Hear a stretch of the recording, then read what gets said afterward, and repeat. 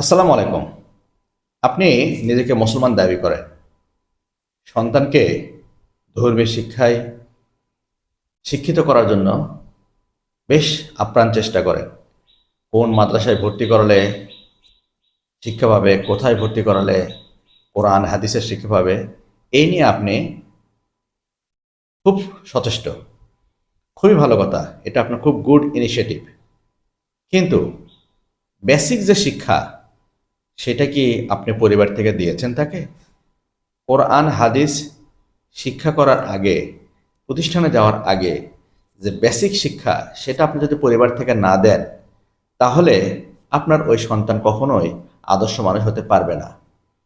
সেই বেসিক শিক্ষাগুলো কি? প্রথম বেসিক শিক্ষা হচ্ছে মিথ্যা কথা না বলা। অর্থাৎ জীবনের যে পরিস্থিতিতেই পড়ুক, ছোটবেলা থেকে একটা বাচ্চাকে শেখাবেন সদা সত্য কথা বলবে। 2 নম্বর শিক্ষাটা কি? গুরুজনদের সম্মান করবে। অর্থাৎ যে তার চেয়ে বয়সে বড়, তাকে যথাযথ সম্মান দিবে। এই শিক্ষাটা আপনার পরিবার থেকে তাকে দিতে হবে। 3 নম্বর হচ্ছে, এই গুরুজনের মধ্যে সবচেয়ে উত্তম হচ্ছে মা বাবা। এবং মা বাবার সাথে সে উচ্চ স্বরে কথা বলবে না, সে নম্রভাবে কথা বলবে। সে কারোর সাথে, মা বাবা ভাই বোন, তাদের সাথে কোনো মিসবিহেভ বা খারাপ বিহেভ করা শিখবে না। 4 নম্বর হচ্ছে, যিনিরা শিক্ষা দেন, অর্থাৎ শিক্ষকদেরকে সম্মান করতে হবে। এবং সেই সম্মানটা এমন লেভেলের হবে যে শিক্ষকের সঠিক আদেশ শিরোধার্য হিসেবে মেনে নেবে।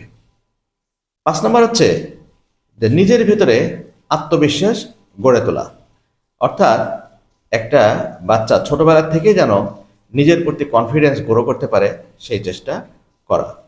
6 নম্বর হচ্ছে উম্মার প্রতি ভালোবাসা সৃষ্টি করা। অর্থাৎ তার কোনো এক ভাই, উম্মা বা মুসলমান ভাই যদি আক্রান্ত হয়, সে যেন সেটাতে ব্যথিত হয়। এখানে দলীয় রাজনীতি বা অন্য কোনো মতাদর্শকে প্রাধান্য না দেয়। 7 নম্বর হচ্ছে যে নিজেকে শক্তিশালীভাবে গড়ে তোলা। অর্থাৎ ছোটবেলা থেকেই তাকে পুষ্টিকর খাবারের পাশাপাশি তাকে পর্যাপ্ত খেলাধুলা ব্যায়ামের সুযোগ করে দিবেন, যেন সে নিজেকে শক্তিশালীভাবে গড়ে তুলতে পারে। 8 নম্বর হচ্ছে সবসময় অন্যায় বা সাম্রাজ্যবাদীদের বিরোধিতা করা শেখাবেন। ছোটবেলা থেকেই অন্যায় বা সাম্রাজ্যবাদীদের বিরোধিতা করা শেখালে তারা সাহসী হয়ে বড় হবে এবং আদর্শ মানুষ হবে।